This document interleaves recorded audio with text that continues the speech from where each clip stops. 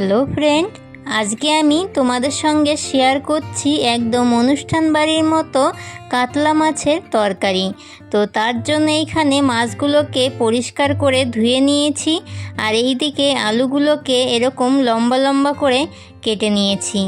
এইদিকে আছে গোটা জিরে, শুকনো লঙ্কা, তেজপাতা, লবণ, হলুদ, আদা, লঙ্কা, ধনে গুঁড়ো আর শুকনো লঙ্কার গুঁড়ো।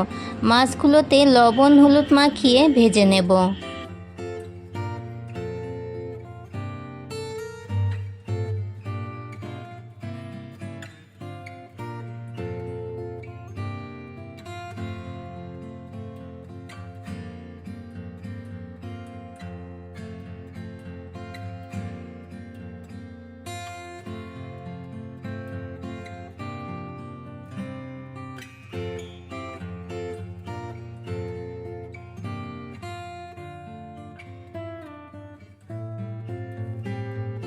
মাছগুলো ভেজে নেওয়া হয়ে গেছে।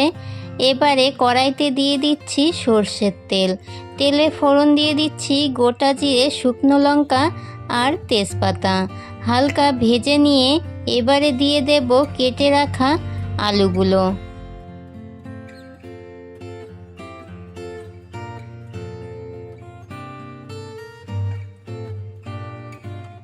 দিয়ে দিচ্ছি অল্প পরিমাণ লবণ আর অল্প পরিমাণ হলুদ দিয়ে আলুগুলোকে ভেজে নিচ্ছি। আলুগুলো হালকা ভেজে নিয়ে দিয়ে দিচ্ছি জিরে আর কাঁচা লঙ্কা বাটা, স্বাদ মতো লবণ, হলুদ দিয়ে মশলাগুলোর সাথে আলুটা ভালো করে কষিয়ে নেব। এবারে দিয়ে দিচ্ছি অল্প পরিমাণ জল। এইভাবে জল দিয়ে মশলাগুলো কষালে মশলাটা খুব ভালো কষানো হয়।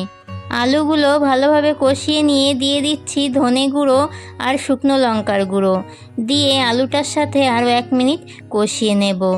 এই গুঁড়ো মশলাগুলো কিন্তু কষানোর শেষের দিকে দিয়ে হালকা নেড়ে চেড়ে পরিমাণ মতো জল দিয়ে দিতে হয়, তাহলে তরকারির টেস্ট আরও অনেক ভালো হয়। তরকারিটা ফুটে গেছে, আলুগুলো প্রায় সেদ্ধ হয়ে গেছে। এবারে দিয়ে দিচ্ছি ভেজে রাখা মাছগুলো। ভেজে রাখা মাছগুলো দিয়ে 2 থেকে 3 মিনিট জাল করে নিয়ে সব শেষে দিয়ে দিচ্ছি গরম মশলা বাটা। গরম মশলা দিয়ে 1 মিনিট মতো জাল করে নামিয়ে নিলেই কাতলা মাছের ঝাল কিংবা তরকারি হয়ে যায়।